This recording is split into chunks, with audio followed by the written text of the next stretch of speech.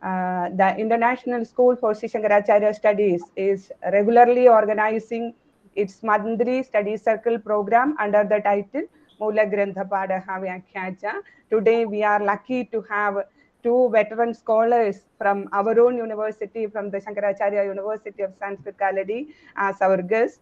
And it is my great pleasure and privilege to welcome Professor Purnima Ma'am as the chair of today's session. She is a veteran Sanskrit scholar, internationally reputed Sanskrit scholar, who is a constant supporter and a well-wisher of International School for Shankaracharya Studies. On behalf of International School for Shankaracharya Studies, I extend a warm welcome to Professor Purnima Ma'am to chair this session. Warm welcome, ma'am. It gives me immense pleasure to welcome our patron, our director, Professor Shrikala Ma'am, one of the senior professors of Shankaracharya University and a well-known scholar both in philosophy and Sanskrit, internationally reputed scholar who is the constant supporter and who is the backbone of all the academic activities undertaken by International School for Sri Shankaracharya Studies. Ma'am this is for the second time ma'am is reading text for us, and ma'am is here to, ma'am is always ready to support us in the academic, all the academic activities. And I extend a warm welcome to our patron, our director, Professor Shrikala Ma'am, to read the session, Drg Drsya Viveka. Welcome, warm welcome, ma'am. It is my great pleasure to welcome the august audience, Professor the Mahamahopadhyaya, Professor P.C. Murali Madhavan sir, senior professors, Professor Ramadevi teacher, Kamala Kumari teacher, G. Narayanam sir, Professor Dr. Radha Venkateshan, other distinguished scholars, my colleagues and my dear students, to this to today's Sri Shankara Study Circle. Once again, I welcome one and all, and I request Professor Purnima Ma'am to chair the session. Over to you, ma'am. Thank you. Thank you, all. Thank you, Dr. Shiva, and everybody here. Let me first congratulate our own ISSs for taking up this unique topic, Drg Drsya Viveka, and a relatively lesser known compendium on Advaita Vedanta. Relatively lesser known among the non-philosophical fraternity, I must say, because and it is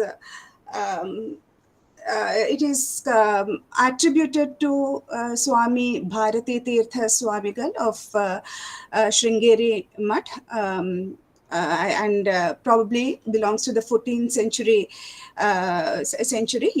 Not probably, in fact it is. So, and this compendium is a very quaint little manual, apparently for beginners to know dwell deep into the, or at least set foot on the depth of Advaita Vedanta, which we have all, of course, heard that Brahma Satyam, Jagan Mithya, and but of course it's all easier said than realized. And the text takes us step by step in the text Drg Drsya Viveka, taken up for reading, takes us step by step through the discernment of Drak, that or who perceives, and the Drishya, that or who is perceived. The difference is minute, but in Advaita, of course, there is no difference. Yet, through the different levels of normal perception. We all know that there are different levels of vyavaharika, pratibhasika, and paramarthika perception. So in that perception, there are different levels of the perceivers. And I think since already there was a technical glitch, although I had joined the same link, but then it was taken to somebody, led to somewhere else. I think I wouldn't take up too much time in the beginning to dwell on the deep topic of this, because I'm sure Dr. Shrikala is the best person who will lead us through the Drg and Drishya, through the labyrinth of Maya and with the power of Avarana and Vikshepa. And I would request Shrikala to walk us through this maze, and then in the interest of discussion and elaboration later, I think I would rather restrain myself right now. And I apologize once again for the loss of time. And over to you, Shrikala. Thank you. Shri Gurubhyo Namaha. Thank you very much, Professor Purnima, for those introductory remarks. In fact, something which sets a good stage for me to dwell on. International school, as my colleague Professor Shiba has said, the international school has been organizing Sri Shankara Study Circle almost for now, it is roughly 4 years now. It was difficult. It's difficult to locate scholars who have fluency, masterliness in both Sanskrit and English. We have very few people like Purnima, and I am indeed grateful to Professor Murli Madhavan, Mahamahobadhyay, Professor Murli Madhavan, to joined us. It's indeed a great booster. So keep supporting us. In fact, these are the few supports that we have upon which the institution is being established, which is probably known to everyone. I often give a simile that in Akashavani, when there are no artists, then you will hear the announcement that now you can hear the Nilaya Vidwan playing the flute. So basically, now you have the Nilaya Vidwan because as Shiba said, this is the second time that I'm doing it. At times you find it difficult to locate scholars and we wouldn't give in for compromises. That is one thing very particular about. So I got a second chance. Earlier, I think I have read a Buddhist text, and this time it is with Drg Drsya Viveka, a masterly work, often attributed to Shankara. I'll come to that a little later. So, with those few introductory remarks, thanks for all my colleagues who have joined. Probably I won't have much to tell you, but it's a pleasure to speak in your presence. Let me try sharing my screen.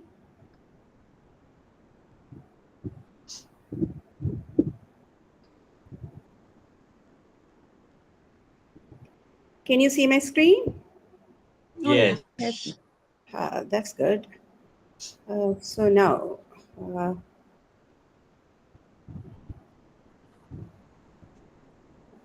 so friends, as Professor Purnima has already introduced the text, we are going to read the Drg Drsya Viveka, verses 1 to 16.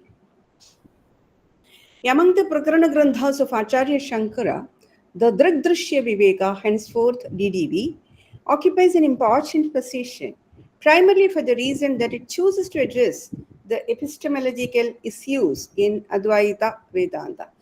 By epistemology, I mean the theory of knowledge, something which is foundational for any school. Without having set the epistemological priorities, no school can proceed with conceptualizations. So the text in a way reduces the whole doctrine of Advaita to its method, the Advaitic method. And I make a quick comparison here, quite like how science can be reduced to the scientific method. If you remember, during the logical positivism, the positivists tried to reduce science to the scientific method, and by distinguishing the clan of positive sciences from other sciences by isolating this particular method called the scientific method. So in brief, my argument is that this Advaitic method is indeed the philosophy. So in this work, I presume that it is that of Shankara. I'll come to that little later. Shankara delineates the two intertwined and often confused entities in our phenomenal experience: the Drik, the seer, and the Drishya, the scene. DDV, also called as Vakyasudha, has been traditionally attributed to three authors, as Purnima has said, while Anandajnana in his commentary attributes it to Shankara. Nischalajnana in his Vritti Prabhakara refers to Vidyaranya as its author, and Brahmananda Bharati, a leading commentator, designates it to Bharati Tirtha. Now, a word or two on this confusion regarding the authorship. See, friends, Indian scholarship has been negligent towards recording factual history. It's known to all of you. They always rejoiced in conceptual analysis and showed little interest in fact finding exercises. And in fact, there were even efforts to smudge the thin divide between myths and history. Probably due to the conviction that one cannot sterilize language to the extent that it functions as a purely objective tool. There isn't anything called objective narration of facts. You may remember Hans Georg Gadamer, a contemporary Western philosopher, who has reasserted that we cannot have objective narration of facts. Is every episodic narration is necessarily loaded with subjective certainties, and all the more so with historical facts, because it's next to impossible to get into a time machine and roll back to a particular date and then get exactly what has happened uh, in that particular date or period. And there are several factors, and there is a strong school in history which subscribes to the interpretative method, and hence. And let me also remind you about the nature of Puranas. See, in Puranas, there is fiction and fact in right combination, and the fictional elements are finely intertwined with the facts. There are facts. They are in some way historical texts as well. But there is this storytelling that is very, very essential and ingredient in every historical assertion. That's what I'm trying to drive at, the significance of storytelling. So, Indian scholars, I argue, always thought history as interpretative. And one could also see the anti-realistic elements. I'm also reminded of Michael Demmett, who argued, who was presenting a version of anti-realism, argued that we cannot get back to the past because every knowledge has a human touch upon it.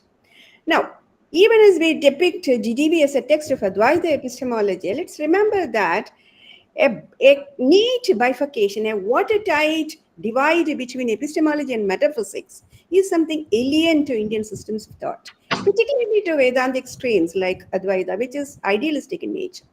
In India, conceptual schemes were never bifurcated in terms of epistemology, metaphysics, ethics, or aesthetics, the major branches of philosophy. Indian scholars always place their theories on truth, beauty, and goodness all in one single conceptual basket, all finally leading to a soteriological goal of realizing the true self. All these exercises, conceptualizations, were not just idle gymnastics, intellectual gymnastics. They had a soteriological goal of realizing the true self. Just remember what Nagarjuna has done, the raised edge walk on logic and metaphysics done by Nagarjuna in his Karika as well as in Vigraha, the whole philosophy is all meant for arriving at the absolute transcendence, which he called shunyata. Anyways, So it is no wonder hence that here knowing and being merge, neither taking a precedence of the other. So the epistemology doesn't take over the metaphysics, though we often say pramana, dina, prameya, sthitihi, but they are parallel. I don't want to spend much time on it. So this knowing and being seem merged, neither taking a precedence over the other and initiate setting the agenda of discussion as in the case of the West. Instead, they both function parallel. So that which precedes what is an idle question. Now, let me get to the topic. Why should we, after all, discern the Drik from the Drishya, the seer from the seen? Prayojana Vichara is an invariable ingredient in our thought system. So, let us address this question. Why should we, after all, spend our time discerning the Drik from the Drishya? Why should we inquire upon the Drik, the pure subject? What's so unique about the Drik? Shankara in his Brahmasutra Bhashya quotes Yajnavalkya, who extols the significance of self-inquiry, stating that self-inquiry surpasses all other inquiries. Atmavare drashtavyo, shrotavyo, mantavyo, nididhyasitavyo, Maitreyi. So this drashtavya is very significant here. R. Balasubramanian speaks particularly about it. We'll come to that. So true, the objects of the world need to be known. For an empirical living, we need to know chemistry, biosciences, so on and so forth. But it is our experience that knowledge of these objects do not really quench our thirst for knowledge. For even after knowing them, the question regarding the self or real remains. As in this Guru Paduka shlokas, Kalatram dhanam putra pautrahadi sarvam griham bandhava sarvameda dhijadam gurur anghribatme manasche nalagnam tadakkim. So despite having had all material well-being such as wives, sons, grandchildren, house relations, one still feels the want of something without quenching which one is not at peace. From this experiential position, Shankara argues analytically that it is the essential incompleteness of the empirical knowledge that points to the infinite, the transcendental knowledge, which alone would take human living to its meaningful end. The Mundaka fame Dve Vidye Veditavye, where Angaras instructs Shaunaka on the apara and the para, the two types of knowledge is to be remembered here. Among this, the lower, the apara or the ordinary objects of inquiry consists of the empirical world. It speaks about the empirical world, the information of the empirical world. And the higher knowledge is that of the immutable Brahman and Atman. And that is what Yajnavalkya says, Drashtavya. While the inquiry of the things of the world are ordinary, the inquiry of Brahman / Atman, they are identically used in Upanishads, is extraordinary. Now, since we are on the path of inquiry, let's note that the inquiry presupposes an inquiring subject on one and who undertakes the inquiry and the object upon which the inquiry is undertaken. So, who is the inquirer and what is that is being inquired upon? Shankara clarifies that the subject who undertakes the inquiry here is the jiva, whom he defines as jnana karma adhikarin. Jiva has been uniquely defined as that ontological entity being endowed with the faculties of knowing and willing. And the entire world, conditioned by space, time, and causality, becomes its object of inquiry. Let's note that these two ontological entities, the phenomenal self and the world, the jiva and the jagat, are the topics for discussion in almost all philosophical systems across the globe. Other than this, what is there to be discussed? The given world on earth and the inquirer. This is the topic of discussion for all philosophical systems across the globe. And also their interdependence, that is unique of a phenomenological system like Advaita Vedanta, the interdependence of the jiva and the world, where R. Balasubramanian depicts it in this fashion: jiva hyphen in hyphen the world. So there is a hyphenated structure where neither the jiva nor the world can be spoken of independent of each other. I'll speak more about that. The complexity of jiva doesn't end there.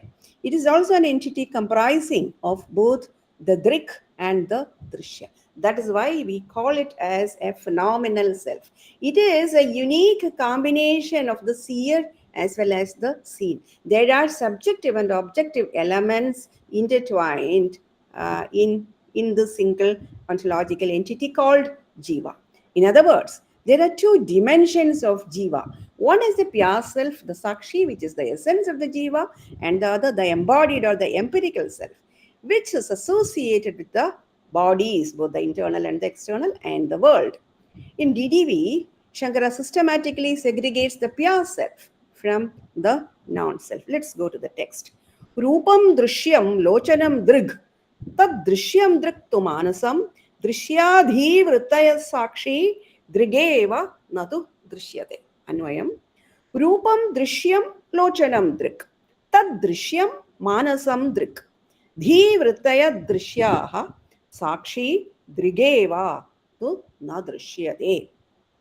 See, when the rupam, the form, becomes the object, the eye, lochanam, becomes the seer. When the eye is the seer, the objects are the seen, as in the case of our phenomenal experience. But when the eye eventually becomes the object, the mind becomes the seer. And when the mind and its modifications become the objects, friends, let me quickly make a clarification here. Mind is nothing other than the modifications. See, manas and antakarana are identical. They are not two different entities. Mind is something which is functional. It is not substantial, it is functional. So when the mind and its modifications become the objects, the witnessing self is the seer. See, do you see how steadily we go inward from the objects to the senses, from the senses to the mind, and from the mind to the self? In brief, the self is the permanent subject, never objectified. But it is not an infinite ad infinitum chain. With the self, this chain ends. There is no further objectification. Evidently, the changing subjects seem to objectify the lower entities. And this goes on until we reach the pure self, which is subject alone and is never objectified. In verse 2, Shankara analyzes how different sensual objects are codified by the sense organs and the analysis of our cognition. Shloka 2. Neelapeta sthula sukshma harasva dirghadi bhedataha nanavidhani rupani पश्येद लोचनम एकधा अन्वय नीलपीत स्थूल सूक्ष्म हरस्व दीर्घादि भेदतः नानाविधानि रूपाणि लोचनम एकधा पश्येत. See, we see different attributes of objects such as blue, yellow, grass, subtle, short, long, etc. All these are visualized by the eye in a synthetic fashion. Think of a perception of a ball. Phenomenally, though we experience something reddish, when we see a red round ball, what we exactly see is the red color, the round shape, the softish touch, so on and so forth. But the eye coherently visualizes it as belonging to one single entity, and subsequently the mind comes up with a perceptual statement, judgment. We in philosophy we say a perceptual judgment stating that this is a red round ball. So the plurality of qualities that define the object gets assimilated and coherently apprehended in a unified form by the drik, here the visual sense organ. From here on, there is a consistent effort made by the author to run down the plurality of the world. So this unification of experience is further taken by the mind when the sensual inputs are passed on to it. The third sloka, Andhyamantya patutveshu netra dharmeshu chaigatha sankalpayet manah shrotratvagadav yujyadamidam. Andhya anvaya Andhyamantya patutveshu netra dharmeshu manah ekadha sankalpayet. idam Shrotratvagadav cha yojyada. See, your eye might have different weaknesses or sharpness. At times, the eye can have andhya, blindness, sharpness, or dullness, mandhya, patutva, sharpness. But all these do not reflect on the perception because the mind is able to cognize the object in a unity. And this is also applies to other sense organs like shrotra, twag, etc., ear, skin, etc. What has been said about the eye is applicable to the other sense organs as well. So, from a closer reading of the text, we can see how Shankara underscores the play of the subjective inputs in our sensual cognitions that, in a way, standardize our perceptions. Despite having had different sensual inputs, we seem to have a standard perception, and the play of the subject on it has been underscored by him, which indicates the significant role the mind plays in producing perceptual judgments. While it is relatively easy to objectify the physical entities, the senses, the objects, etc., it is very hard to place mind in the slot of the objectifiable entity. Can we objectify mind? What is the difficulty? Because it is this entity which often puts on the mask of the subject. Because we invariably, the story that has been said is that. Where if you go to a house, the servant comes, opens up the door, and acts as if he is the lord, the master of the house. They say in our phenomenal experience, the mind puts on the mask of the subject and plays a significant role in ousting the self, the pure consciousness, from the role of the subject by falsely taking up the position of the subject. This demands a detailed probe on the functioning of the mind. How is it that mind puts on this mask? A little more understanding of the analysis of the function of the mind. This mind seems essential. In the fourth verse, Shankara says, Kama sankalpa sandehau shraddha shraddhe dhriditare hri dhi bhirityeva bhasayet egadha chiti.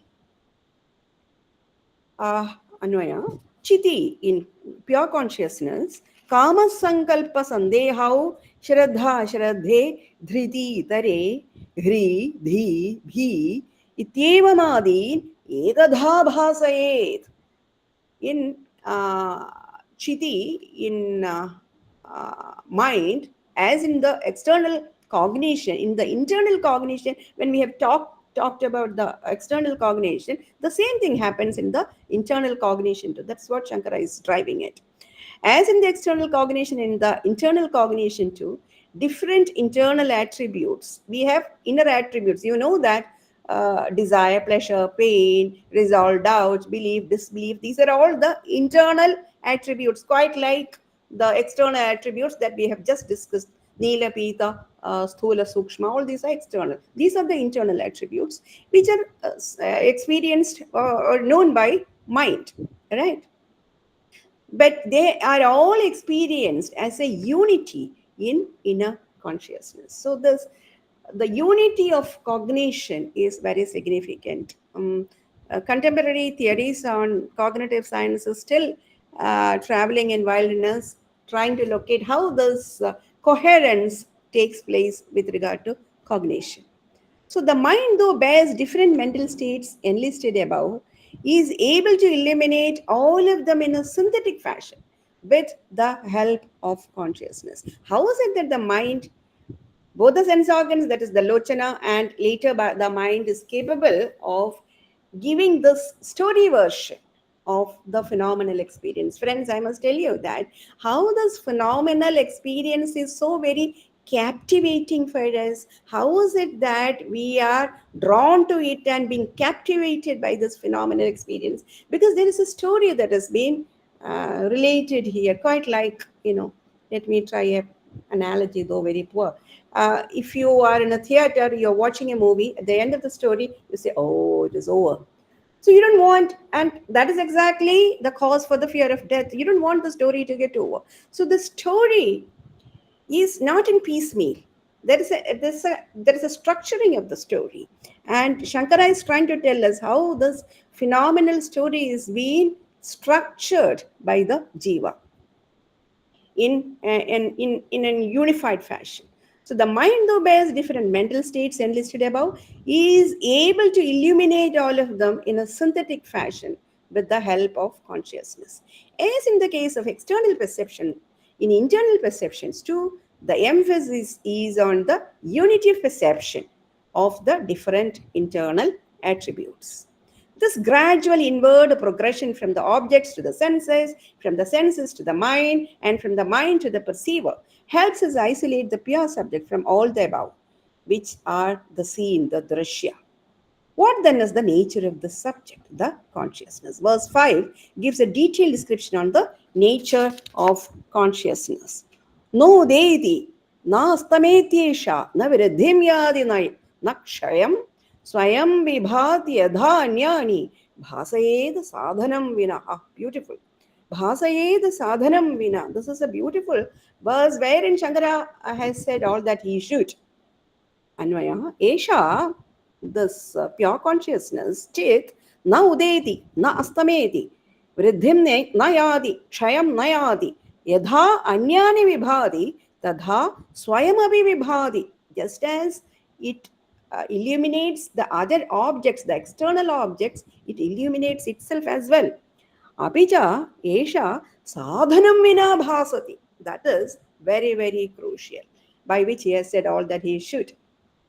It is something which illuminates itself without object.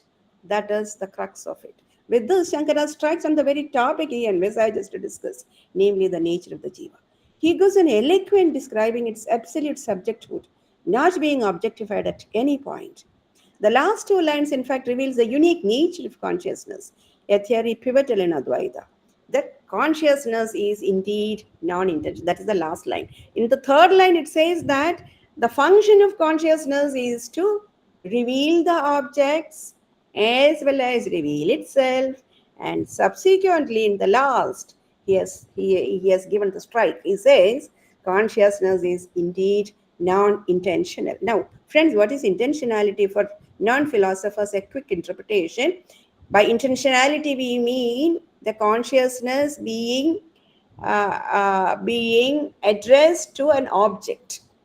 That is, Western phenomenology, for instance, says that consciousness, awareness is always about awareness of something.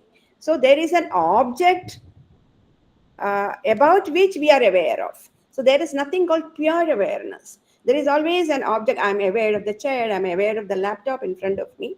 So it is through this awareness that we get a glimpse of the awareness, or we even speak of the awareness. And there is no awareness which is called pure, bereft of the object. But here Shankara says in the last line, bhasayed sadhanam vina. Vina sadhanam, without object, it shines. And that is why I've said that here he speaks of consciousness as non-intentional, a pure awareness that exists without an object. Indian philosophers are very brave and bold, and I must tell you that this awareness and its explorations, consciousness and its exploration, is not on, it's an intellectual gymnastics. It is something which has been experienced by them, and that can be seen in between the lines. Now, how does this pure subject, Atma, gets mixed with the Anatma, the non-self? Verse 6, it says, Chichaya veshado buddhau bhanam dhistu dvidha sthita ekahankritir anyasyad antakkarana rupini. Anvaya buddhau chichaya veshitaha bhanam bhavati. Buddha in intellect, when it's been shadowed by the chit, the pure consciousness, it shines. Dhihi tu, and this buddhi, dvidhasthita, it becomes, there is an internal division that takes place. Eka ahankriti syad, anya antakkarana rupani. One becomes ahankriti and the other antakkarana, or what we call as the mind. So the buddhi, which is, in fact, in this sloka, we get a glimpse of the constitution of the jiva, the phenomenal self, how the phenomenal self gets constituted. Buddhi, which is closest to the chit, being reflected by it, appears to possess its luminosity, and it becomes two kinds. One is designated as ahankara, and the other as antakarana, the mind. Here, buddhi, due to its proximity with pure self, appears as if it's pure self and functions with an internal divide, the ahankara and the antakarana, and engages in all cognitive exercises. So it is due to the reflection of the chit in the buddhi, the pure consciousness in the buddhi, that the self performs various actions and enjoys their results. This, in a nutshell, is the nature of the jiva, the phenomenal self. And all the objects of experience are called the jagat. So the jiva hyphenated, jiva in the world, is a pointer to a higher reality, which though remains concealed in it, nevertheless supports and sustains it. So later we will see how he calls it as linga.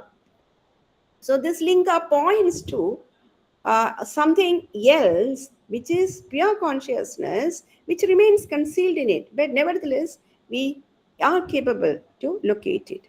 Now Shankara draws our attention to the interdependence of jiva and jagat, their existence in relation with one another. Let's see how the jiva and the jagat are intertwined, and this is very, very significant. Since the phenomenal world or the lived world we have is due to the entanglement of the jiva with the objects, which in turn structures it. It is like, jiva, as it proceeds, progresses, or travels out, it structures its own world, quite like the Upanishad fame analogy, how the spider structures its own web. We cannot speak of either the jiva or the jagat independent of each other, because jiva structures the jagat. And he argues that this entanglement, and subsequently the jiva gets entangled within the world. And this entanglement makes it difficult for the jiva to get absolutely segregated from the world of experience.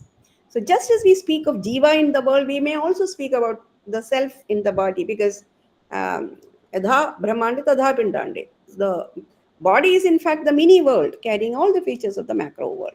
And hence the two expressions, self in the body and the Atman in the world, denote one and the same ontological entity. They have metaphysically same stages.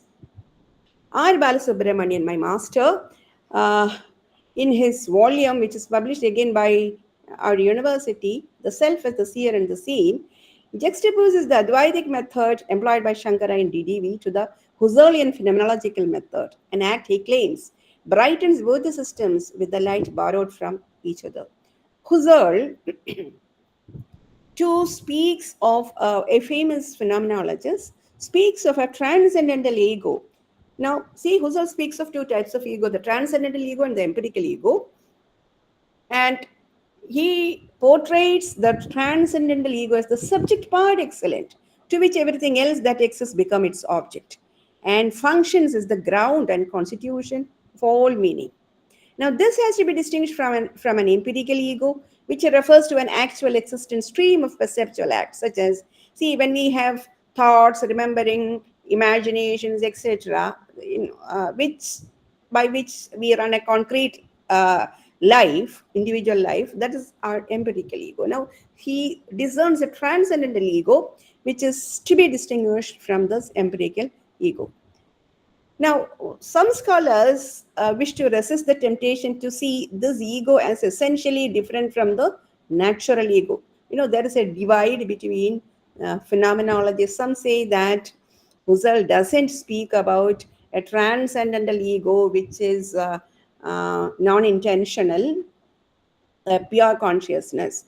In fact, Husserl chooses to prevail in obscurity on this. He is vague and oscillates between the two possible states of transcendental ego, the intentional and non-intentional, thus leaving ample scope for the interpreters to deduce what they desire from him. The human ego in the natural attitude, according to Husserl, naively believes, what he says in phenomenology, what in his phenomenological method is something like this. The human ego in the natural attitude naively believes that it can attain genuine knowledge of things and of the world as they are in themselves. This is our naivety. Being little aware of the fact that they are merely the phenomena which we ourselves construct, which constitutes the internal world of the transcendental ego. Quite like Shankara, Husserl too arrives at the conclusion that the world cannot be thought of except as being constituted by the transcendental ego's intentional acts. In every experience of ours, there are two poles he speaks about, the I pole, the noetic pole, and the objective pole, the subject pole and the object pole, and which secures the boundaries. And our phenomenal experience swings between these two poles, which reaffirms the interdependence of the being in the world. So there is neither pure being nor there is pure world, it is being in the world. The empirical ego gives way to the transcendental ego. This is the human phenomenological method. So just see how he comes close to Shankara. The empirical ego gives way to transcendental ego when the human ego abandons its natural tendency to believe that she is able to know things as they exist in themselves. This abandoning of the natural attitude is achieved through what Husserl calls epoche, which means the universal suspension of our belief in the existence of the entire external world. When we take an objective approach towards the world, then you are caught.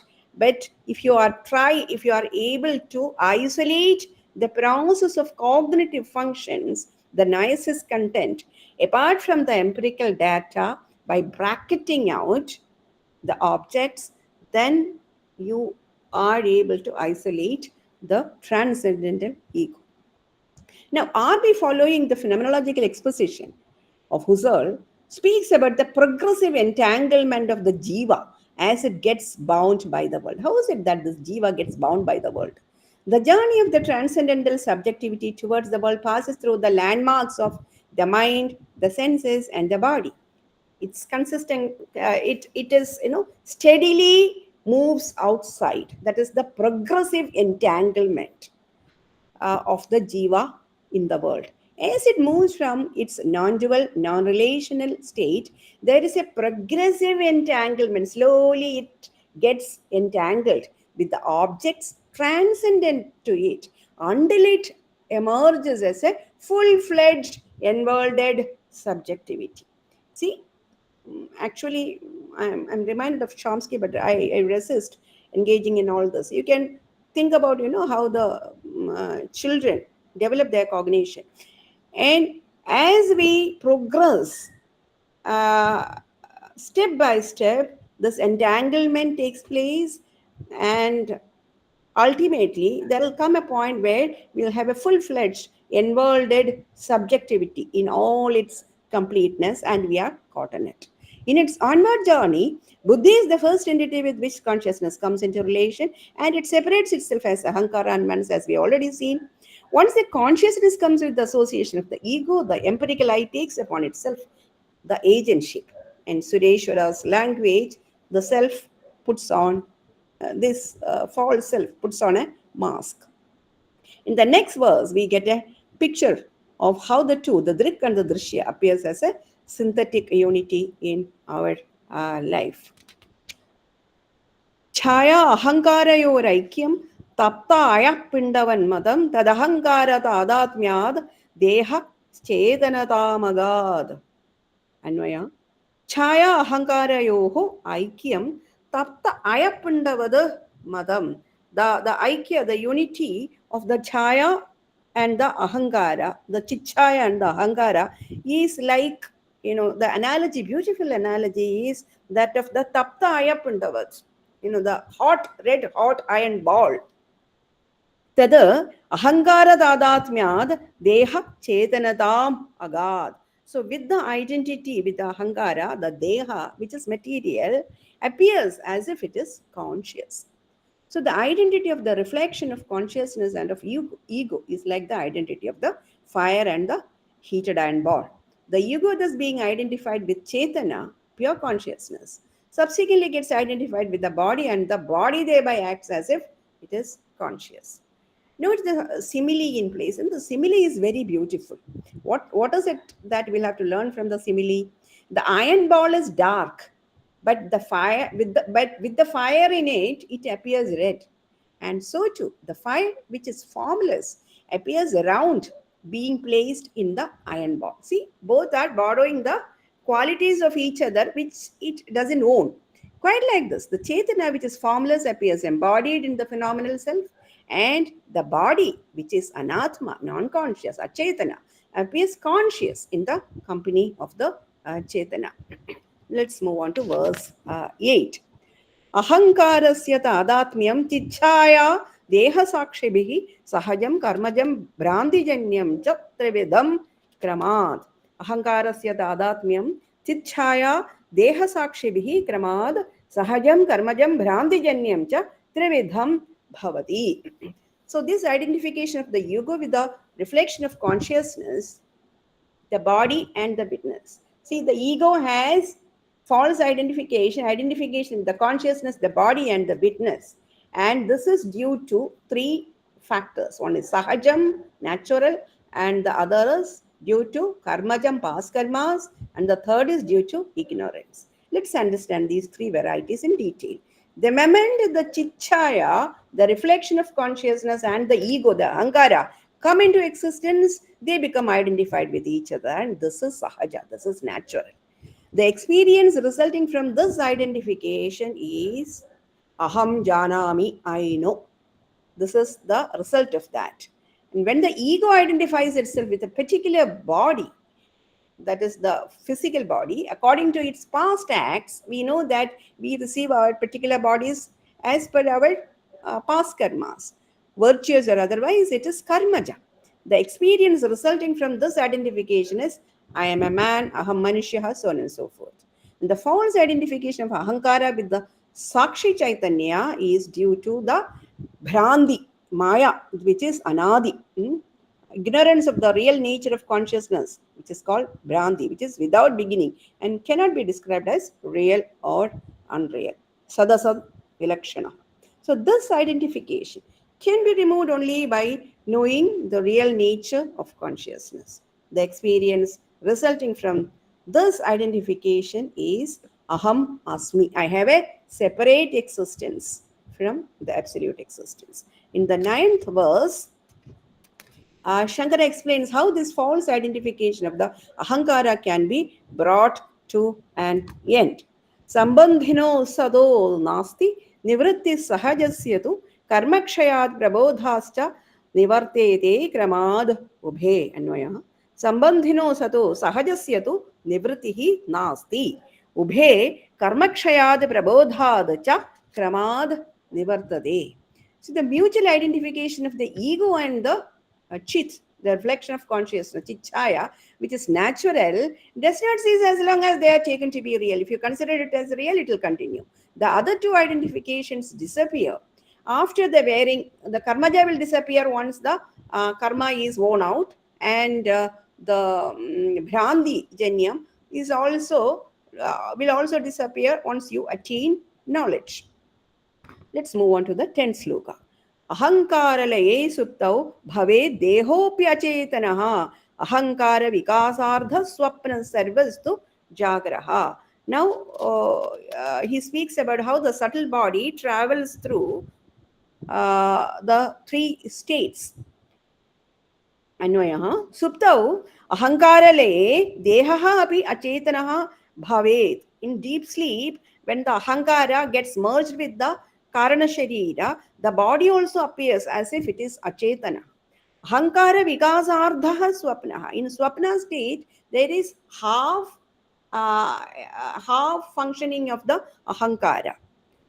Bhavati to Sarvaha Jagraha Bhavati. In Jagrat, there is full-blown manifestation of the ego. In Chandogya, there is a beautiful reference of the deep sleep, wherein it has been said, I skip the text, where it has been said, the one who crosses the borders of the Sushupti, ceases to be blind if he is blind, ceases to be afflicted if afflicted, and so on. All the diseases, all our sorrows are forgotten when you cross the borders of deep sleep. And similarly, in the dream state, the ego does not perceive any object external to itself. So, how is it that the dream objects are being raised? The seer, and the act of seeing are only the mental modifications of the ego. Again, in Brihadaranyaka, it has been said that here there is neither the chariot, nor its parts, nor the road separately existing. Na tatra radha, na radhayoga, na pandhano bhavadi. In Jagrat, but the ego getting entangled with the non-ego constitutes the entire experiential world and enjoys it in full. How the experiences of the waking and dream states are, but the modification of the mind is described now. The Swapnavastha and the Jagradavastha can in some way be compared, and how they are nothing but the modification of the mind has been explicated in verse 11. ಅಂತಃಕರಣ ವೃತ್ತಿಶ್ಚ ಚಿಚ್ಛಾಯ ಐಕ್ಯಮಾಗದ ವಾಸನಾ ಕಲ್ಪಯೇದ್ ಸ್ವಪ್ನೆ ಬೋಧೆ ಅಕ್ಷಾಯಿ ವಿಷಯಾನ್ ಬಹಿಃ ಅನ್ವಯ ಅಂತಃಕರಣ ವೃತ್ತಿಶ್ಚ ಚಿಚ್ಛಾಯ ಐಕ್ಯಂ ಆಗದ ಸ್ವಪ್ನೆ ವಾಸನಾ ಕಲ್ಪಯೇದ್ ಬೋಧೆ ಅಕ್ಷಯೈಃ ಬಹಿಃ ವಿಷಯಾನ್ ಕಲ್ಪಯೇತ್. In quite like how the mind imagines various ideas in the dream. You know that in a dream, Swapnavastha, we construct, there is Kalpana, construction that is going on. Similarly, the mind identifying itself with the body imagines objects external to itself in the waking state. So, similarly, there is another type of Kalpana that is happening even in the Jagrat with the external bodies, and this Kalpana and how the material world has been raised by Kalpana is beautifully raised. The theory has been raised in Buddhism, which is much more explicate, but Advaita is not bad either. So the implication is clear. The waking experience is also due to mental constructions, Kalpana generated by the Vasanas, with this difference that one is internal. The Swapna, it is internal. The Kalpana is internal. While in the Jagrat, it is external. Let's move on to verse 12.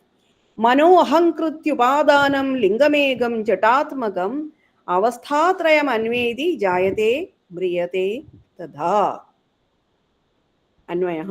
Mano ahankrutyupadanam ekam jatatmakam lingam avasthatrayam anvedi tadha jayate briyate cha. So this linga sharira, which is jatatmakaha, which is also the upadanam, the foundation, the material cause of the mind, mana, as well as ahankara, is that which travels through the avasthatraya, the three levels of experience, that is Jagrat, Swapna and Sushupti, and also transmigrates from one body to another, one birth to another. Jayate mriyate cha, the one which takes birth and dies. So it is the subtle body, the linga sharira, which is the material cause of the mind and the egoism, and is of the nature of the and which it is of the nature of insentience. It is Jada, and it is this linga sharira which moves in the three states and undergoes birth and death. Now, why is it called linga? That's very, very... See, the semiotics is one science which has flourished in India greatly. So, linga, why is called a symbol? Linga means, a sign. It is a sign because it indicates the pure self. And the indication is that by seeing the linga, you will have to reach to the signified, that is the pure consciousness.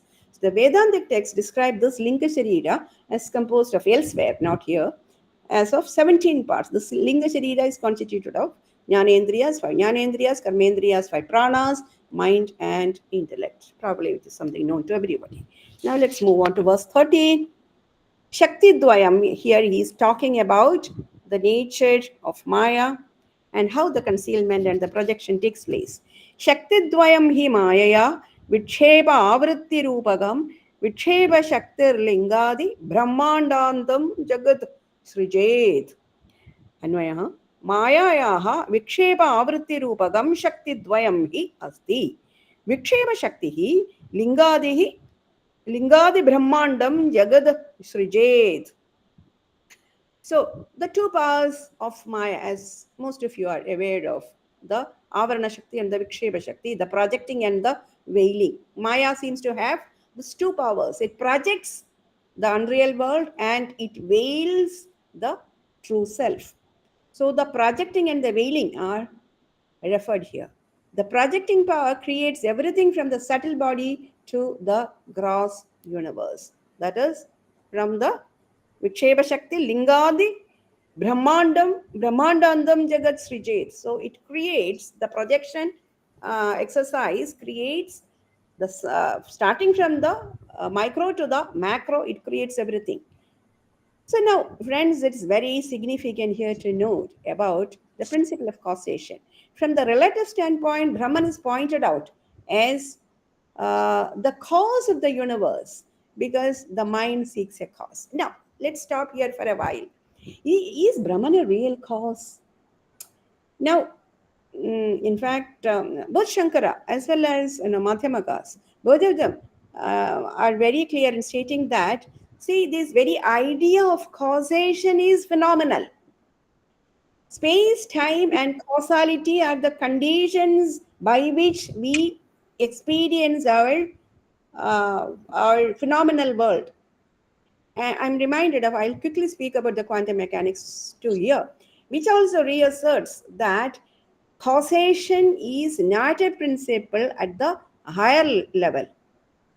And therefore, it is from looking from the phenomenal Vyavaharika world that we see that Brahman as the cause of the material world. That Brahman is really speaking, not the cause, can be seen from the following sloga, which describes the true nature of creation. What is the true nature of creation? Here comes verse 14. Shrishtirnama Brahmarube Sachidananda Vastuni Abdhau Bhenadivad Sarva Nama Rupa Prasarana. What is Srishti Nama? What is Srishti? Anvaya Brahmarube Sachidananda Vastuni Bhenadivada Sarvanama Rupa Prasarana Srishtihi Nama. So, what is creation? It's nothing but the manifestation of names and forms in Brahman, which is of the nature of Sachidananda, quite like the forms in the ocean, the bubbles that you see in the ocean. Similarly, the names are forms. Names and forms are nothing but the forms of thought created by the modifications of the mind. Now, please take note of the use of Sachidananda Vastuni, which is significant here. By this, Shankara tries to distinguish his position from that of the Bauddhas, particularly Madhyamakas, because he has a close alliance with Madhyamakas. So it's very significant for him to discern his position. He says reality is not a void or negation as the Buddhist content. The appearance of the manifold cannot be based on anatma, absolute non-existence, shunya. In empirical experience, every appearance has a positive substratum. There is a substratum, a substance, the Sachidananda Vastu, upon which you have the Namarupa, quite like the ocean, upon which you see the forms, the phenas. The illusion of names and forms appears from and disappears in Brahman. So there is the Brahman, which is the substratum, the substance. Also note the use of Sachidananda as the characteristic of Brahman. Now, all of you are aware of this contradiction that Brahman, which is not subjected to either logic or language, cannot be having positive attributes like Satchitananda, because it cannot be succumbed to or subjected to language or thought. Logic and language are just two sides of the same coin. So when you construct concepts, then you are succumbing it to word. Words, etc., can describe only what is perceived in the perceptual world. But he is trying to say that Sachidananda has been, probably most of you are aware of it, despite having described Brahman as Sachidananda, he quickly comes to state that it is indescribable, and he borrows, that Shankara always quotes the Shruti, and very, very rarely he refers to the Shruti text. And so, with that huge excuse that nevertheless, despite the fact that we cannot subject Brahman to either logic or language, but nevertheless, we attribute it as Sachidananda. Now, very, very interesting here. A growing body of science to vouchsafe what we have been so far seeing. From the enigmatic depths of quantum mechanics to the provocative theory of biocentrism, modern science is beginning to unravel concepts that could redefine our understanding of life and death. Robert Lanza, a reputed scientist contemporary, in his theory of biocentrism, argues that life and consciousness are not byproducts of the universe as we today conceive, going by the evolution theory, but the very forces that shapes it. According to biocentrism, space and time are not external objective realities, so also causality, but our tools of perception, shaped by conscious observation. Reality does not exist without an observer, a position held by quantum theory which has proven with repeated experiments that observation seems to collapse probabilities into a definite state. All of you by now know about the double slit experiments and all, where the observer determines with the observation the probabilities collapse into a definite state. Hence, reality may not be out there until we perceive it. Biocentrism places consciousness at the center of the universe. In doing so, it opens door to re-evaluating what death really means. If biocentrism is validated, the implications are going to be huge. First, medicine and neuroscience could shift focus to understanding consciousness is fundamental, and there are very several predictions that are already been in the air, states that consciousness is going to be the topic of discussion in this century. Second, AI research may consider if machines can ever host observer consciousness, which I have been saying in several platforms. Third, spiritual philosophies can find new grounding in scientific thought. And fourth, and most important, end of life care may shift to continuity of awareness. Now, with this quick note, let me get back to verse 15. Drg Drsya Viveka बहिश्च ब्रह्म सर्गयोः आवृणोत्यपराशक्तिः सा संसारस्य कारणम्.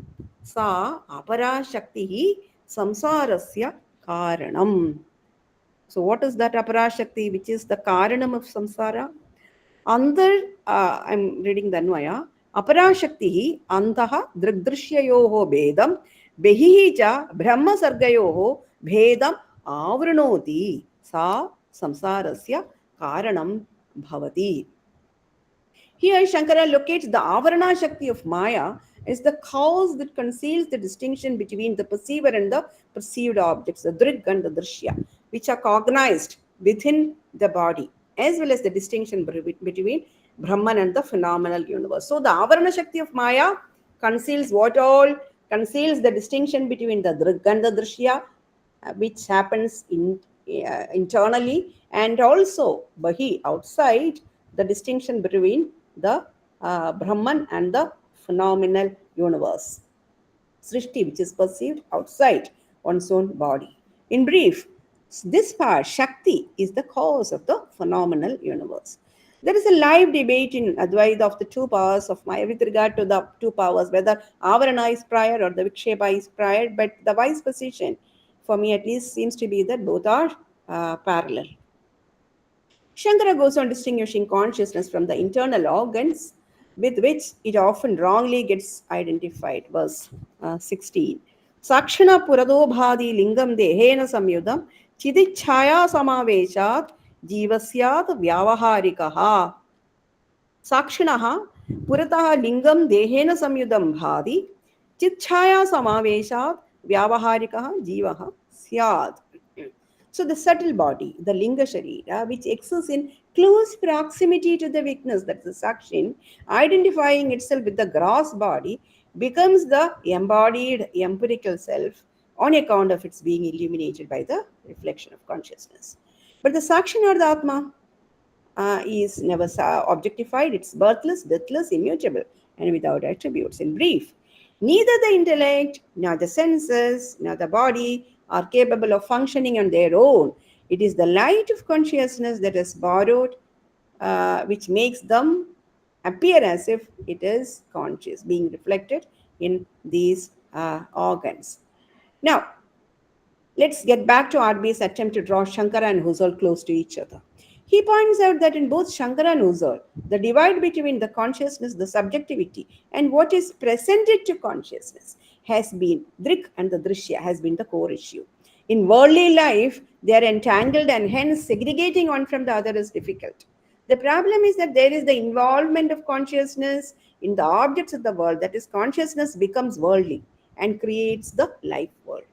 The important question, therefore, is how is it possible that consciousness, which is essentially different from everything else presented to it as its object, gets itself involved in the objects of the world surrounding it, losing its identity in such a way that it is not even reckoned as an entity in its own right, along with other objects? This is the problem of involved subjectivity.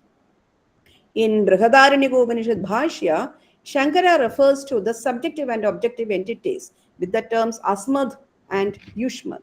And he says they are so terms opposed to each other like light and darkness, the subject and the object. Hence, it is wrong to superimpose upon the subject, which is the nature of consciousness, objectivity, which is spoken as yushmat.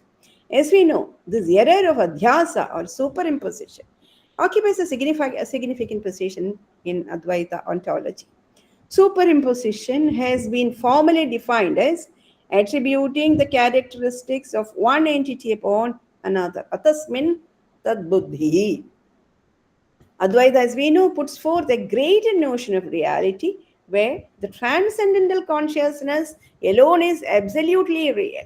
So, what is real in Vyavaharika? Of course, this mobile phone is very much real, but is it absolutely real is the question that has been asked, and it is the reality has been spoken in terms of the three levels of experience, stages of experience.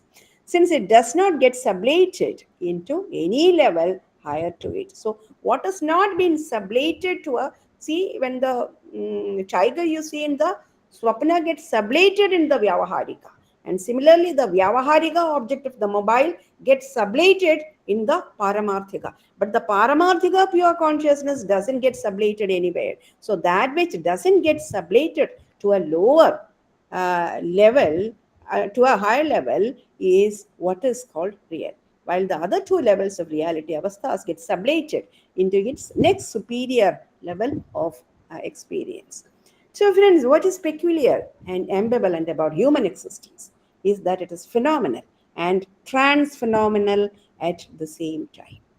Absorbed as we are in the transactional world, this is how RB speaks about transactional world, we fail to notice the radical distinction between the Drg and the Drsya and mix it one with the other. The empirical way of thinking and behaving are due to our ignorance of the self, the pure consciousness, the transcendental subjectivity. While the self for consciousness is only one, due to the presence of the limiting adjuncts, the self is practically treated as if it were two, just as we make a distinction between the Ghatakasha and the Mahakasha. Having understood the nature of the involved subjectivity, RB explores now the ways to overcome it. And this is my last slide. Now, how we can get a regression, how we can take the self back from the world, or to be precise, how we can isolate the Drg from the Drsya. Advaita recommends a rigorous regressive analysis to remove the coverings of the self which are external to the self to know the self as it is. And in this regressive analysis, the homecoming starts from the outer world to the inner world, as we have seen, from from the rupam to the lojanam, from the lojanam to the mind, and from the mind to the sakshi, from the outer world to the inner world, and then from the inner world to the self, which ultimately remains alone. He is alone. The self is the destination of this inward journey. In fact, we draw a distinction between the outer world and the inner world for the purpose of conceptual analysis. These worlds cannot be kept in isolation from each other, because the inner is the outer is the inner. There is no distinction. For they interact with each other. In a regressive analysis, the self is prompted to get back through the same route. See, I spoke about the progression, how the jiva progresses towards the world and gets and becomes an inverted subjectivity.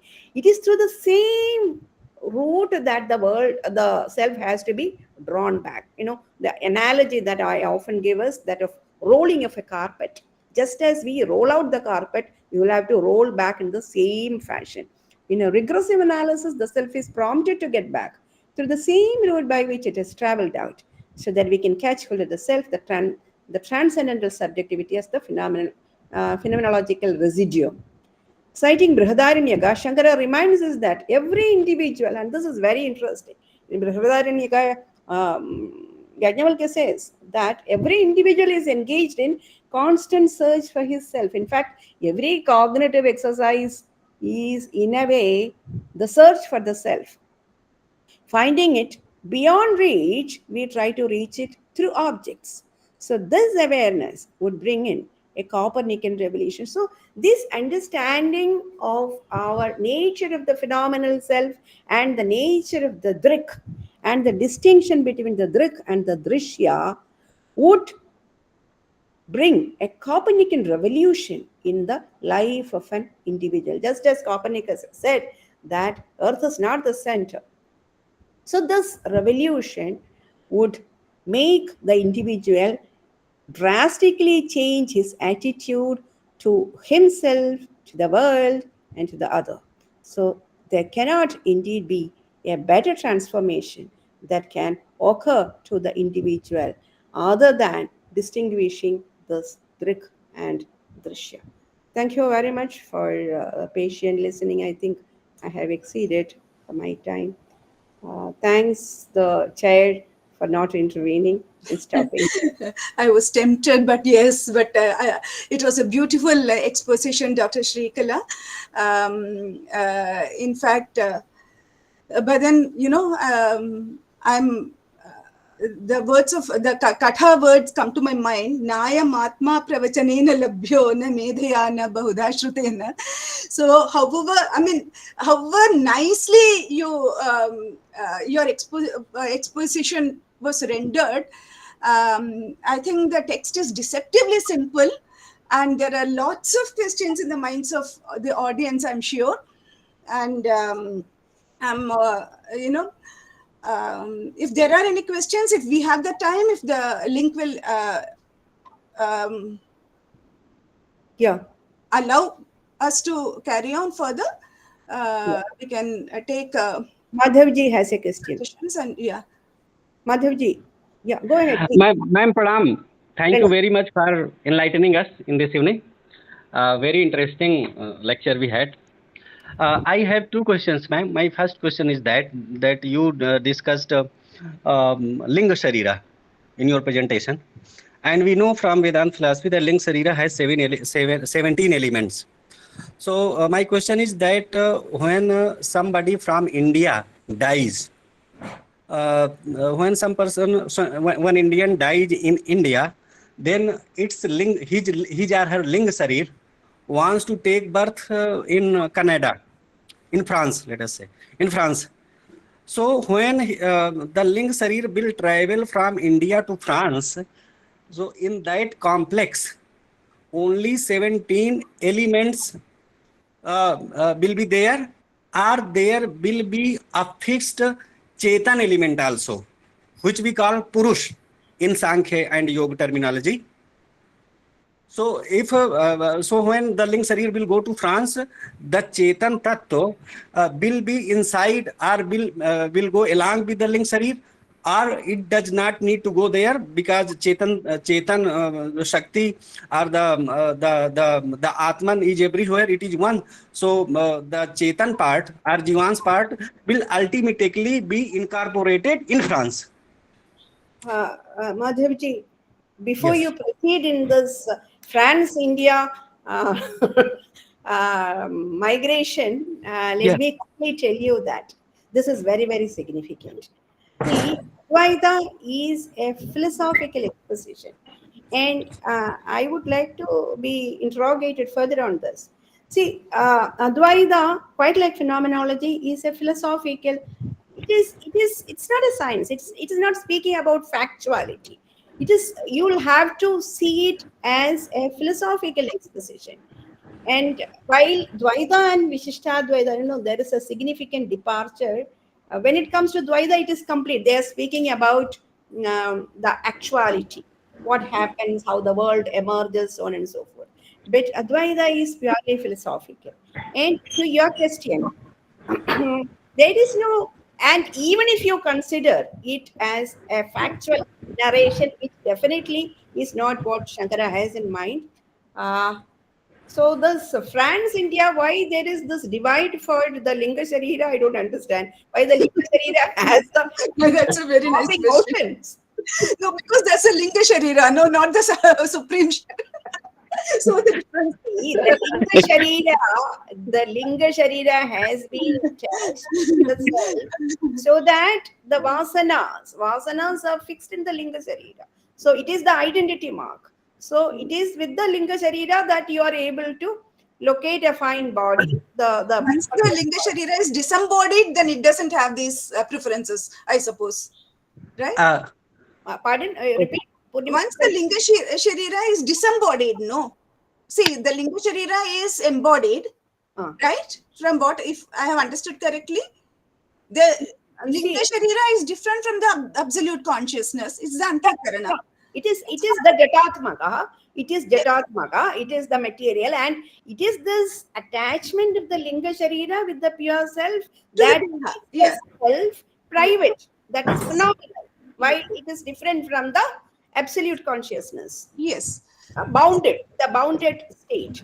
So it gives identity to the self as a separate identity to the jiva, absolute consciousness. So it is so once it is released from its embodiment, it can no more have this preference of France and India. No. What he says is the vasanas. What he says is the vasanas. See, in the vasanas, like if you want to become a musician, or if you wanted to do something in this birth which you could not accomplish, so that is what prompts you to take another birth. Bhagavad Gita says. Yes. So that is what probably Madhavji has in mind. So whether he wants to appear in some particular family of musicians, for instance, or something, or to migrate somewhere, that these are all called vasanas. Again, does it depend on the vasana or the karma? That Karmas create vasanas. Karmas create vasanas. So this is the subtle identity of the self which transmigrates. Yes, so ma'am. this, Thank you. Yeah, Now I have another question related to this topic, consciousness. So when somebody dies, the body loses consciousness, and we know from the Shastra and from this presentation also that when somebody dies, only ling sarir is deducted from the body, because ling sarir leaves the physical body. So now, when the ling sarir is with the sthul sharira, the body is functioning like a conscious entity. Consciousness is there in the body, and when ling sarir is not there, ling sarir is not with the sthul sharira, then sthul sarir is not conscious. Consciousness is not there. So can we say, ma'am, that the ling sarir is the source of consciousness in our sthul sharira? See, Linga Sharira, see, you forgot what Linga Sharira is. Linga Sharira even has constituents of the Jnanendriyas, Karmendriyas, the subtle essence of that. The Yes, yes, ma'am. Karmendriya, Jnanendriyas, as well as the Panchapranas, Manas and Buddhi. Yes. Please don't make a divide between the gross body and the subtle body. Ontologically, they are constituted of the same stuff. They are Jatatma. See, body might be more gross, but even the subtle, the Antakarana, the Ahankara, all these are material from the philosophical position. And but nevertheless, the subtle essence of both the physical body as well as the inner body is that which transmigrates and determines your next birth. So there is no divide between the physical, the inner body and the outer body. There is only one body. That is which is the instrument for the phenomenal self to get have the embodied experience. Yes. So actually, ma'am, the the concept of consciousness, that consciousness is flowing inside our body. So my consciousness is different from your body. Your body has different consciousness. My body has different consciousness. So my question was that this individual consciousness, they are linked with the Ling Sharira, or Ling Sharir is itself itself providing us consciousness. No, no. And because, ma'am, just one thing I would say, the consciousness which we common people in our common parlance say कि शरीर में चेतना है, शरीर में चेतना नहीं है, ठीक है, या जिसको हम in sciences we call that they are सजीव पदार्थ एंड दे आर निर्जीव पदार्थ, animate inanimate. So I want to bring this concept here in this discussion. I am talking about that consciousness. When we are live, our body has consciousness. What is this consciousness? I'm not going on that question. I'm taking the word consciousness, which we talk about in our common parlance, which a common man who does not have any background in philosophy, that they also say that consciousness, चेतन, अचेतन, वो व्यक्ति अचेतन हो गया या अभी उसमें चेतना आ गई, ये वाली चेतना.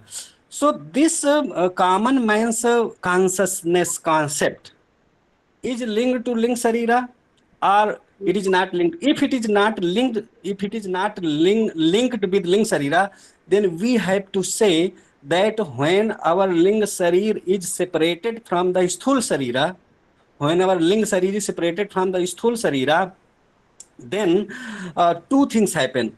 One, Ling Sarir is separated from the Sthul Sarira, and number two, the consciousness that was residing in our Sthul Sarira, which is different from the Ling Sarira, is also get separated at the same time. Madhurji, Yes. yes, you're right. Linga Sharira indeed is the awareness, or the awareness of the Linga Sharira is indeed what we speak as awareness in common parlance. Okay, but it is not in from Advaitic philosophical position. It is not that awareness. See, from the philosophical position, pure consciousness is the awareness. But in common parlance, when I say, see, I am now speaking, I'm aware, I'm conscious, I can reflect what you're saying. So this awareness is the awareness of the Linga Sharira, and you're exactly saying this, you're right. And but you forget this crucial point that the Linga Sharira is not Chetana. It is, see, it is Chit Chaya. The Chit has been reflected in the Linga Sharira, and it is borrowed reflection of being proximate to the Chit. The, Thank you. the Thank you. pure sattvic element called buddhi gets reflected, and then it appears as if it is conscious, and it is through this reflection that the rest of the things, all the bodies from the inner body to the external bodies, get reflected and act as if we are aware. Yes, thank you.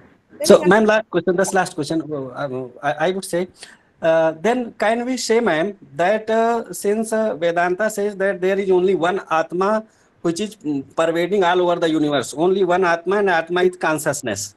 So can we say that when somebody dies, then in his or her dead body, the dead body also has consciousness? No. How can you say that? Dead No, body is because consciousness is omnipresent. Atman is omnipresent.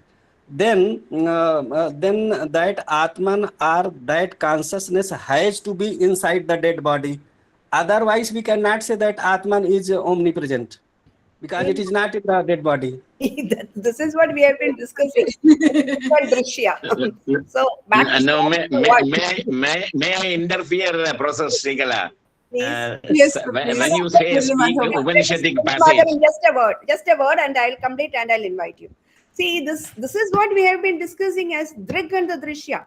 See, there is only one Drg which is pure Sakshi, and the rest, whether borrowed or non-borrowed, the Chitchaya, which functions as illuminated, is not pure consciousness. It is only the borrowed reflection, and the body, which is grosser and therefore not being reflected, all are different from pure consciousness. And pure consciousness alone has the property of awareness, and the awareness that you apparently hold in the inner as well as the outer bodies are all borrowed and unreal. Yes, Professor Murli Madhav, please go ahead. no, it is a wonderful experience that we had from your lecture. It is really, when we think about Shankara, the great mastermind, the best teacher in the world, perhaps the best, who can teach the very tough subject in a very lucid, chaste, and simple language. That is what Shankara has done through his bhashyas. I think today what Professor Srikara has done, the exercise, the intellectual exercise, not gymnastic, but it is intellectual exercise. I want to qualify in that way. It was like that. So it was wonderful, and it was very, very nicely it is presented. Thank you. I want to have one question. Please. That you told that when mind becomes, when the I becomes the object, the mind becomes the seer. And the mind, when mind becomes the object, then your buddhi becomes the intellect, becomes the seer. And when the buddhi becomes the object, then your chit becomes the seer. Finally, it comes to your chit. That means the sum total of the philosophy. That is what it is. The crux of the philosophy, so to say. So here, even this jiva, as you told, it is only a chaya. This jiva is a chaya. So the jiva also becomes an object. When you talk about the Paramatma or Parabrahman, so the jiva also becomes an object, because that is a inanimate thing, because it is chaya only. It is only a shadow. It is only a pratibimba. You know, how you explain in Vedanta this aspect convincingly? You mean to say how the chaya? Jiva. Yeah. In Bimba Pratibimba Vada, when you speak about chaya, that the jiva is a chaya, then how you explain the relation between the jivatma and Paramatma? And the jiva also becomes object. Actually, Atma is Jnana Ghana. It is supposed to be the knowledge itself. Then if that is the case, if that is taken into account, then how you explain jiva as a chaya? Jivo brahmaiva naparaha. So it is not different. If it is not different, then how jiva can be explained in that way? Yeah. or whether Jiva becomes an object at the final stage. See, Jivo Brahmaiva Napara is an indicative statement. See, Jiva is not Brahman because Jiva is the phenomenal self. How can the Jiva be the Brahman? That is what we have been saying. That Jiva is a combination of both the Drg and the Drishya. So while the pure consciousness is Drg alone, Drgeva na Drishyate, here Jiva is a combination of both Drg and the Drishya. It has been entangled with materiality and therefore it cannot be Brahman. But why the statement Jiva Brahmaiva Napara is indicated? This is an indication, as we said about the Linga Sharira. The Linga is an indication that you will have to attain the task. So the Jiva, which has the pure Sakshi Chaitanya as its significant ingredient, should strive hard to eliminate the Anatman, the Drishya, and isolate the Drik, the Sakshi Chaitanya pure self. And the call for that is what we have in the statement Jivo Brahmaiva Napara. Otherwise, we should say that Atmo Brahmaiva Napara. But he doesn't say that. Atmo Brahmaiva Napara is redundant. It's too easy to say Atmo Brahma. It is Brahmo Brahmaiva Napara. It is as if we are saying that Brahman is Brahman. So it doesn't communicate anything. But Jivo Brahmaiva Napara is a call to the individual to attain this. So this Chitchaya, when you have the Chitchaya, the Antakarana being brightened, illuminated by the consciousness, and the empirical world and the enworlded subjectivity has been created, there is the full-fledged phenomenal self. And the call is to have a regression, a rigorous, regressive path. Just as you progressed towards the world, you will have to regress and isolate the materiality, and then yes. So, but isn't that better understood by these three levels of cognition, like Pratibhasika and Vyavaharika and Paramarthika?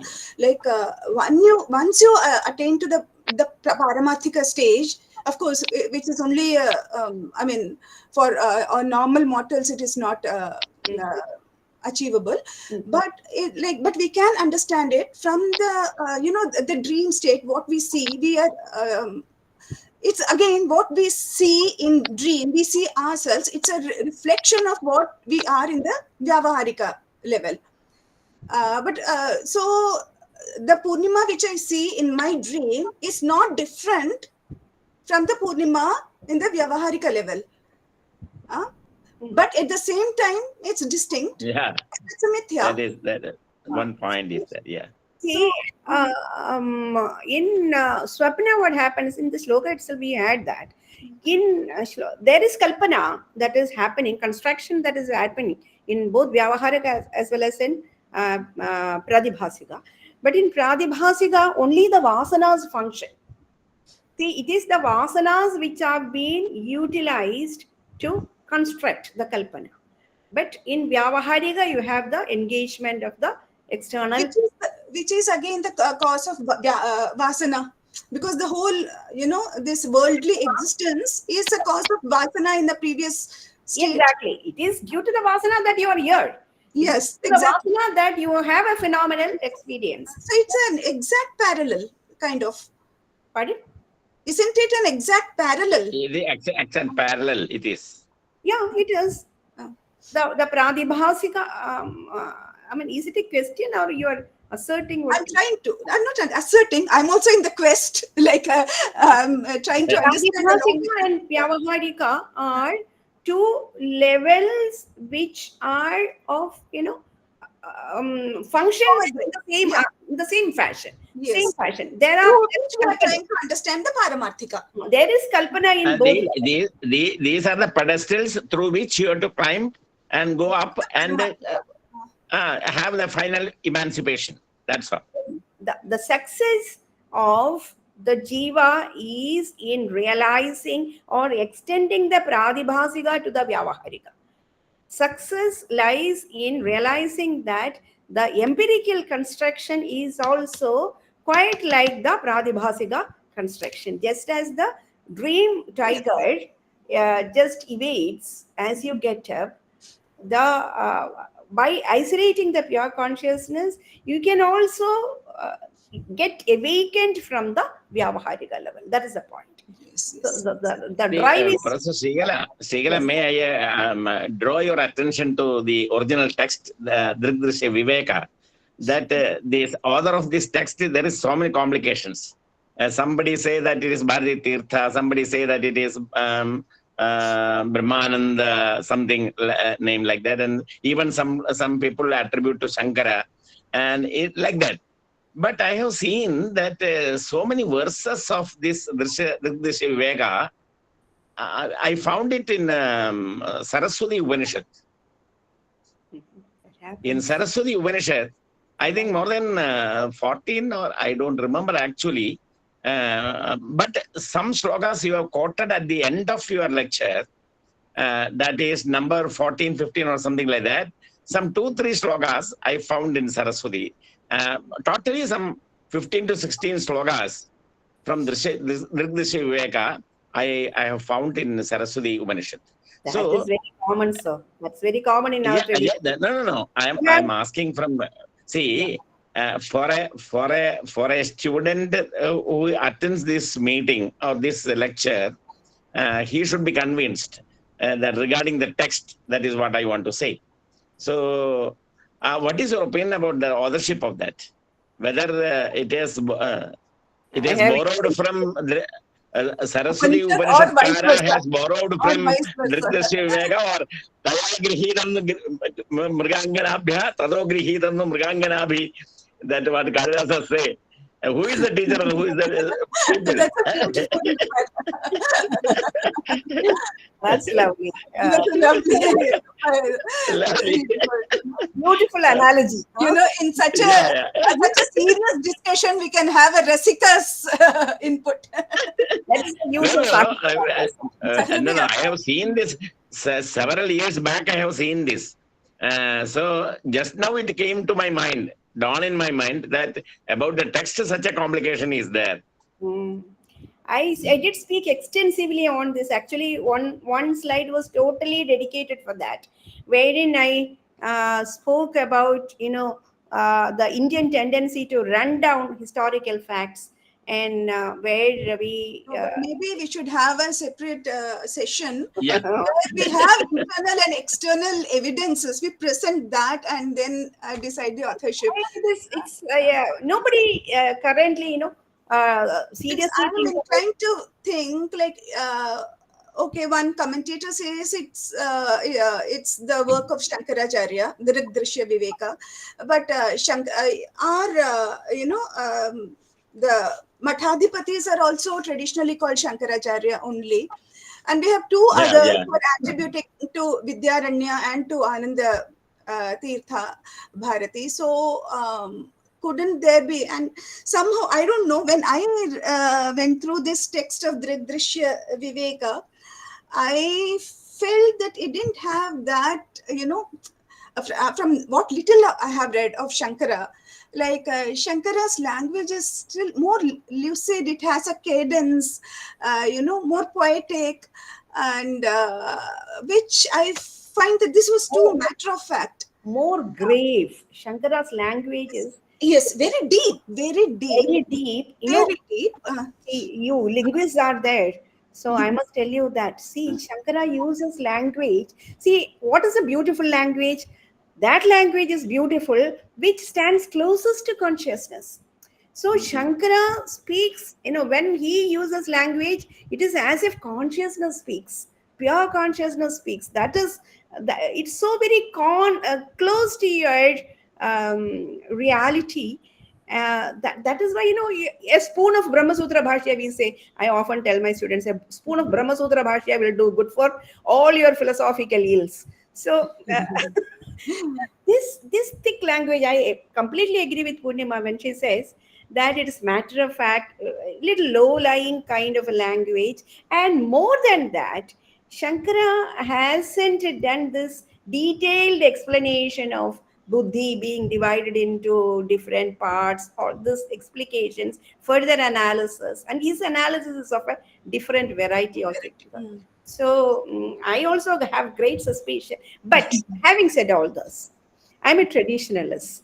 I love to go by tradition. And when the whole world says that Drg Drsya Viveka is a Prakarana Grantha of Shankara, I have no objection at all in considering it as his. For the prime reason that anyway we can't get into the time machine and then roll back and see what has happened, who has written it.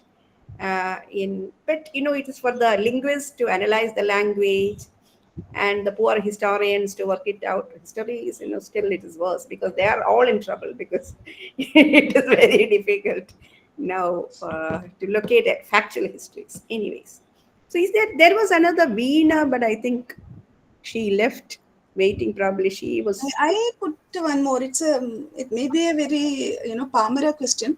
Though I'm in the position of Adhyaksha here, but no, I refuse to identify with that because in this subject I'm more a learner. So, okay, the supreme consciousness is not even the cause of anything, right? Only Maya is the cause.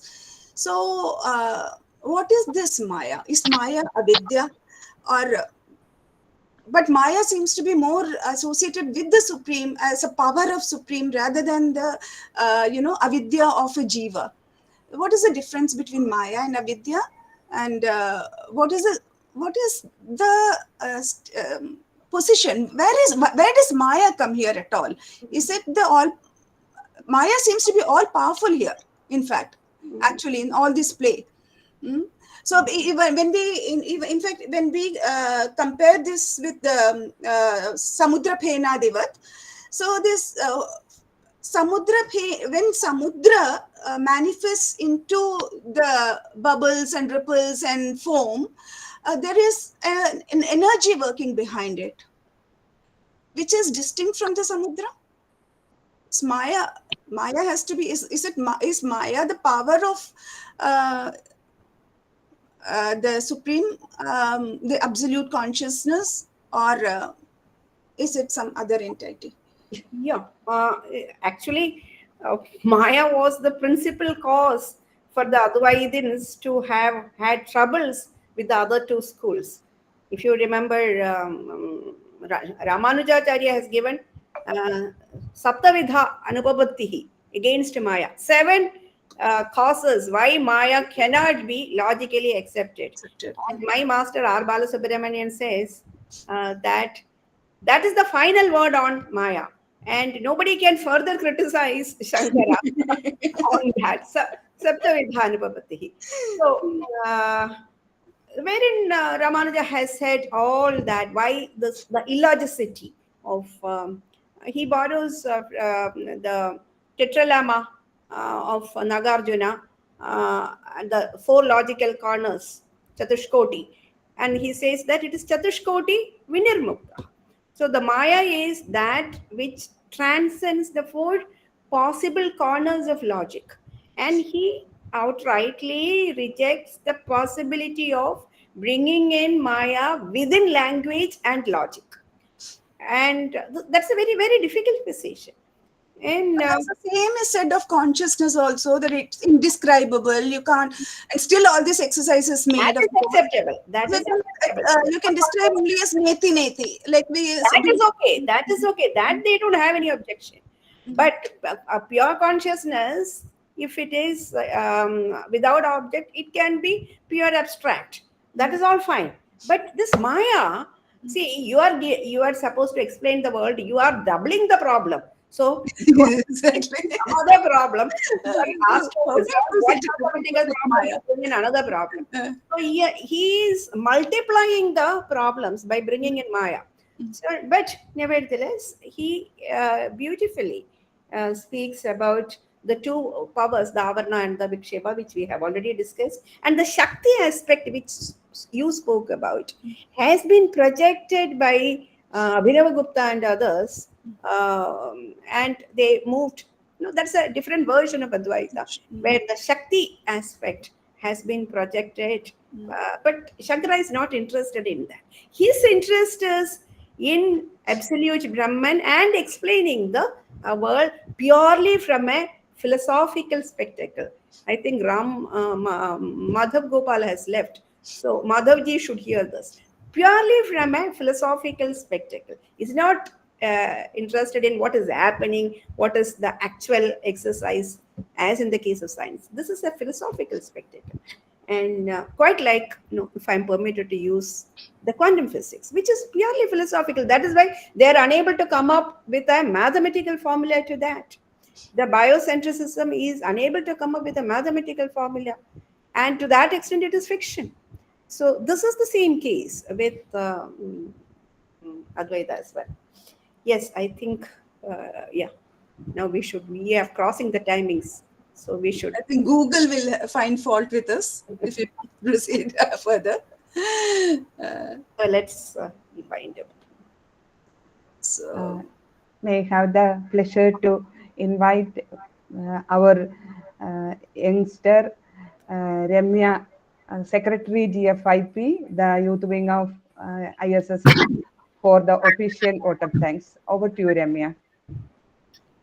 Thank you, ma'am. At the very outset, let me take this opportunity to thank our esteemed speaker, Professor Shrikala Nair, and she's also my supervisor. I'm indeed grateful that I got this opportunity to propose the vote of thanks today. Though we have heard her plenty of times, it was indeed a great listening to her explain the Drg Drsya Viveka in such an excellent fashion, so lucid that even a beginner could follow.